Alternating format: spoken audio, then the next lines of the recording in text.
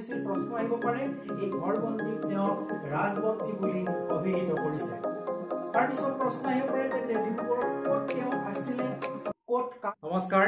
বহুদিনৰ বিৰতিৰ মূৰত আপোনালোকৰ মাজলৈ আকৌ উভতি আহিছো এক নতুন উদ্যম আৰু নতুন আশাৰে আপোনালোকৰ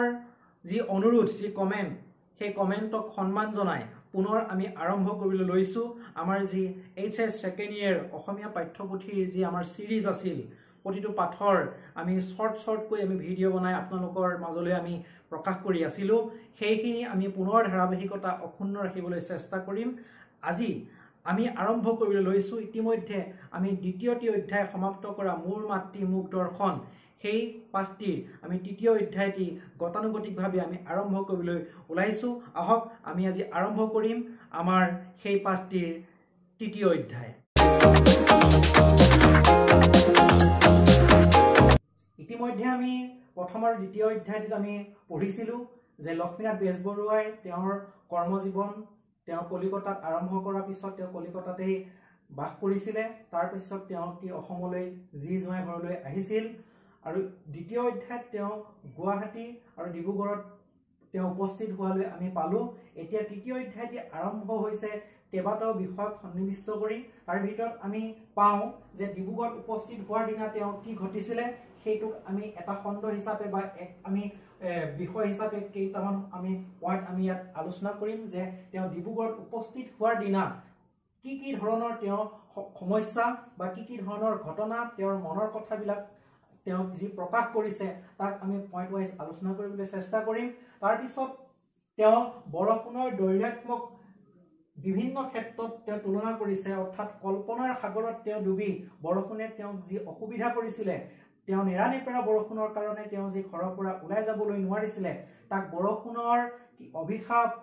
আশীৰ্বাদ বিভিন্ন ধৰণৰ তুলনা তেওঁ কল্পনাৰ মাজেৰে প্ৰকাশ কৰিছে সেইখিনি আমি এই দ্বিতীয় অধ্যায়ত আলোচনা কৰিম তৃতীয় অধ্যায়ত আছিলে ডিব্ৰুগড় ৰাইজৰ উৎসাহ আৰু লেখকক সন্মান বহুদিনৰ বিৰতিৰ মূৰত এজন বৰেণ্য ব্যক্তি তেওঁলোকৰ মাজত পোৱাৰ কাৰণে সেই ডিব্ৰুগড় ৰাইজৰ যি অকুণ্ঠ তেওঁৰ মৰম আছিলে সেই মৰমখিনিক তেওঁ আৰু যি সন্মান আছিলে তাক এটা খণ্ডত তেওঁ আলোচনা কৰিছে সেইখিনি তাৰ পৰৱৰ্তী সময়ত আলোচনা কৰিম তাৰ পিছত তেওঁ বিভিন্ন সভা সমিতিত আৰু নাৰী শক্তিৰ যি উত্থান নাৰী শক্তিৰ যি অগ্ৰণী ভূমিকা তাক তেওঁ আলোচনা কৰিছে আৰু পিছত থিয়েটাৰ বিভিন্ন ক্ষেত্ৰত তেওঁ যেহেতু দুৰ্গা পূজাৰ সময়ত আহিছিলে দুৰ্গা পূজাৰ সময়ত বিভিন্ন ধৰণৰ সাংস্কৃতিক অনুষ্ঠান ডিব্ৰুগড় মাজমজিয়াত অনুষ্ঠিত হৈছিলে তাৰ ভিতৰত থিয়েটাৰ বহু প্ৰচলিত আছিলে বিভিন্ন থিয়েটাৰৰ নাটক তেওঁ মানে দৰ্শন কৰিছিলে চাইছিলে তাৰ ভিতৰত তেওঁ কিছুমান তাত আখুৱাহ পাইছিলে সেই আখুৱাহক তেওঁ এটা খণ্ডত আলোচনা কৰিছে যাক আমি নাম দিছো থিয়েটাৰ নাটকত অসমীয়া ভাষাৰ স্থায়িত্ব বজাই ৰখাৰ গুৰুত্ব অৰ্থাৎ কিছুমান বিভিন্ন ধৰণৰ ভাষাৰ সংমিশ্ৰণ কৰি অসমীয়া নাটকত খুমুৱাই দি অসমীয়াৰ যি ভাষাৰ যি সক্ৰিয়তা সেই সক্ৰিয়তাক হানি কৰা বুলি তেওঁ কিছুমান মত পোষণ কৰিছে এটা খণ্ডত তেওঁ সেই বিষয়ে আলোচনা কৰিছে আমি প্ৰতিটো বিষয়ে আমি সম্যকভাৱে আমি এতিয়া আলোচনা কৰিলো ইয়াৰ পিছত আমি প্ৰতিটো বিষয় আমি ভাল ধৰণে তাৰ ভিতৰৰ পইণ্টবিলাক আমি আলোচনা কৰিবলৈ চেষ্টা কৰিম আমি প্ৰথমতে এই যি প্ৰথম আমি যি পইণ্ট পাইছিলো যে তেওঁ ডিব্ৰুগড়ত উপস্থিত হোৱাৰ পিছত কি ধৰণৰ তেওঁৰ সমস্যাৰ সন্মুখীন হৈছিলে তাক আমি আলোচনা কৰিবলৈ এতিয়া আমি চেষ্টা কৰিছো আহক ডিব্ৰুগড়ত উপস্থিত হোৱাৰ দিনা তেওঁ কি কৰিছিলে যে ডিব্ৰুগড়ত উপস্থিত হোৱাৰ পৰাই তেওঁ কি হৈছিলে নেৰানেপেৰা বৰষুণে প্ৰায় 15 দিন কিমান দিন বৰষুণ পৰিছিল প্ৰশ্ন আহিব পাৰে 15 দিন নেৰানেপেৰা বৰষুণ পৰিছিলে তেওঁ ডিব্ৰুগড়ত উপস্থিত হোৱাৰ দিনাৰ পৰাই তাৰ পিছত আহিলে ঘৰবন্দী হ'ব লগা হৈছিল যেহেতু বৰষুণ চাৰিওফালে তেওঁ কতো ওলাই যাব পৰা নাছিল গতিকে ঘৰবন্দী হৈছিলে এই ঘৰবন্দীক তেওঁ কি বুলি অভিহিত কৰিছিল প্ৰশ্ন আহিব পাৰে এই ঘৰবন্দীক তেওঁ ৰাজবন্দী বুলি অভিহিত কৰিছে তাৰ পিছত প্ৰশ্ন আহিব পাৰে যে তেওঁ ডিব্ৰুগড়ত ক'ত তেওঁ আছিলে ক'ত কাৰ ঘৰত আছিলে বা ক'ত তেওঁ আছিলে হি ডিব্ৰুগড় আহি প্ৰশ্ন আহিব পাৰে তাৰ উত্তৰত আমি লিখিব পাৰিম যে জি জোঁৱাই সকলো যোগাৰ কৰি দিছিল অৰ্থাৎ জি জোঁৱাই ঘৰত তেওঁ আছিলে আৰু জি জোঁৱাই কি কৰিছিলে সকলো থকা কোৱা সকলো কি কৰিছিলে যোগাৰ কৰি দিছিল যেহেতু চাৰিওফালে বৰষুণ আছিলে গতিকে জি জোঁৱাই ঘৰতে তেওঁ গৃহবন্দী হ'ব লগা হৈছিলে তাৰ পিছত তেওঁ বৰষুণক বিভিন্ন ধৰণৰ গালিৰে তেওঁ প্ৰকাশ কৰিছে উপমা দিছিলে তাৰ সেই উপমাত আমি এটা পাইছিলো যে তেওঁ কৈছিলে যে বেটিয়ে বাহনীৰ ওপৰত খং খৰাদি দিনো আমাৰ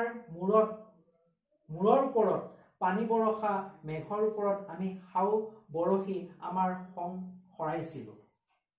এই উপমাটিৰ মই এটা কাৰণেই দিছো এই উপমাটিৰ ব্যাখ্যা আহিব পাৰে ইয়াৰ অৰ্থ কি ইয়াৰ অৰ্থ হৈছে কি যে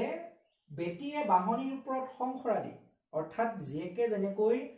চোতালখন বাহনীৰে চৰ চৰকৈ যেনেকৈ হাৰে এটা আৱাজ এটা আহে মানে খঙত খৰাদি তেওঁ যেনেকৈ বাহনীৰে চোতালখন হাৰে ঠিক একেধৰণে আমাৰ মূৰৰ ওপৰত পানী বৰষা যেন মেঘেও আমাৰ ওপৰত কি কৰিছে খং খাৰিছে যাৰ কাৰণে হুৰহুৰাই আমাৰ মূৰৰ ওপৰত কি কৰিছে বৰষুণ পৰি আছে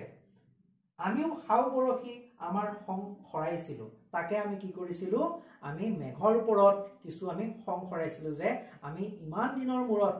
অসমলৈ আহিছো অসমৰ মানুহৰ মাজত অসমৰ পৰিবেশৰ মাজত বিলীন হ'ব বিচাৰিছো আকৌ আমি অহাৰ দিনাৰ পৰাই আজি 15 দিন মান হ'ল এই বৰষুণৰ নেৰানেপেৰাত আমি কতো ওলাই যাব পৰা নাই গতিকে বৰষুণ মেঘৰ ওপৰত লিখকৰ যি ক্ৰোধ লিখকৰ যি খং সেই খংটি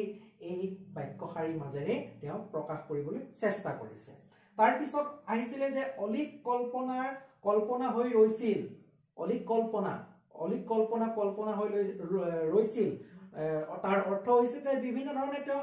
যেহেতু আমি কৰবালৈ গলে আমি কিছুমান কি কৰো চিন্তা কৰো যে আমি অমুক কৰিম তমুক কৰিম অমুকৰ পিছত অমুক কৰিম মানে